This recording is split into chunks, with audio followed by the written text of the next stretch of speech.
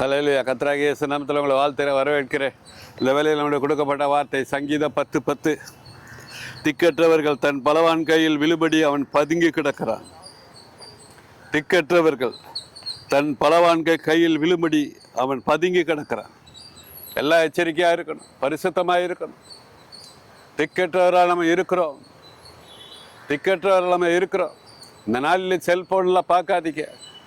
செல்ஃபோனில் ஆபாசத்தை பார்க்காதீங்க. வார்த்தையினால் ஆபாச படங்கள்.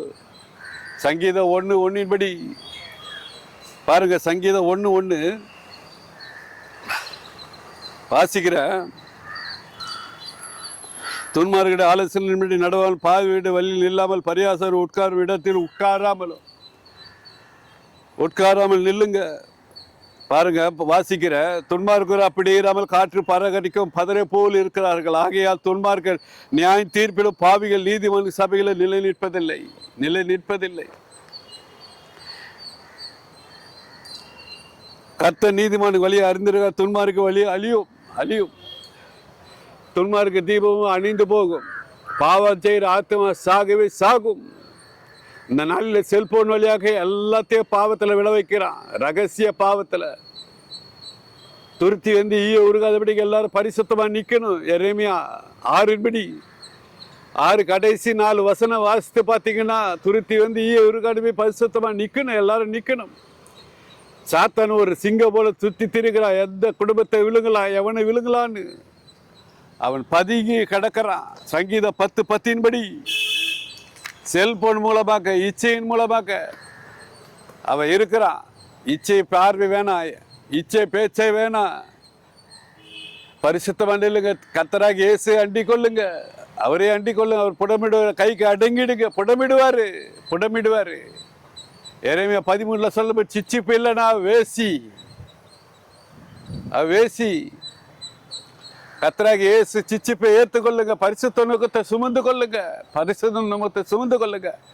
உங்களுக்குள்ள விபச்சார ஆவி இருக்கக்கூடாது. வேசித்தன ஆவி இருக்கக்கூடாது. இச்சை இருக்கக்கூடாது. இச்சை பார்வை, இச்சை பேச்சு, கெட்ட வார்த்தை எது இருக்கக்கூடாது. பரிசுத்தமா நிற்கணும். சாகிற வரைக்கும் பரிசுத்தமா நிற்கணும்.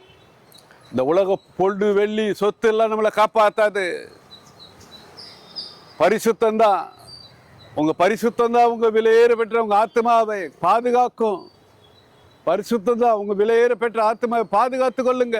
கோயில நடக்கையில பரிசுத்தம், பார்வையில பரிசுத்தம், பேச்சில பரிசுத்தம், உள்ளங்கள் எல்லாம் பரிசுத்தமா இருக்கட்டும். சாத்தான் கையில விழாதீங்க. அவன் பதுங்கி கிடக்கிறான். அவனை விலங்கலான்னு சுத்தி திரிகிறான். கர்த்தராகிய இயேசு அண்டிக் கொள்ளுங்க. ஜெயிக்கிறவங்க நான் எல்லாம் தருவேன்னு சொல்லிக்கிறார். 7 சபைக்கு சொல்லிட்டார். ஜெயம் கொள்கிற எவனோ அவனுக்கு எல்லாம் தருவேன், புதிய நாமத்தை தருவேன் சொல்லியிருக்கிறாரு. ஜெயிங்க. உலகத்தை சாத்தான ஜெயித்து நில்லுங்க. அசுத்தமான இடத்துல நிற்காதீங்க. உங்களுக்கு நீங்களே வேறு பிரித்து கொள்ளுங்க. பரிசுத்த நுகத்தை சுமந்து கொள்ளுங்க. பரிசுத்தமா நடங்க. வேண்டாம் இச்சையான பேச்சு, இச்சையான பார்வை, இச்சையான நடக்க, கெட்ட நண்பர்களோட பழக்க வழக்கங்கள் எல்லாத்தையும் விட்டு விலகுங்க.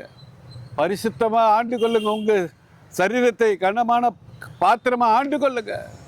உடல் பொருள் ஆவி ஆத்மா சரீரத்தை பரிசுத்த பலியாக, ஜீவ உள்ள பலியாக ஒப்பு கொடுங்க. ரோமர் 12:1 பிதாவுக்கு ஒப்பு கொடுக்கணும். இப்போது நம்ம ஜெபிப்போம். எங்களை அருமையான பரலோக பிதாவே, இயேசு நாமத்தை ஜெபிக்கிறோம்.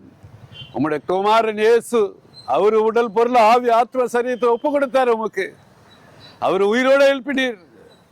உலகத்துக்கே அவரை நியாயம் தீர்க்க பரிகாரியாக வைத்தீராண்டுவா, நியாயாதிபதியாக வைத்தீர், நீதியை சரிகற்ற தேவனாக வைத்தீராண்டுவா.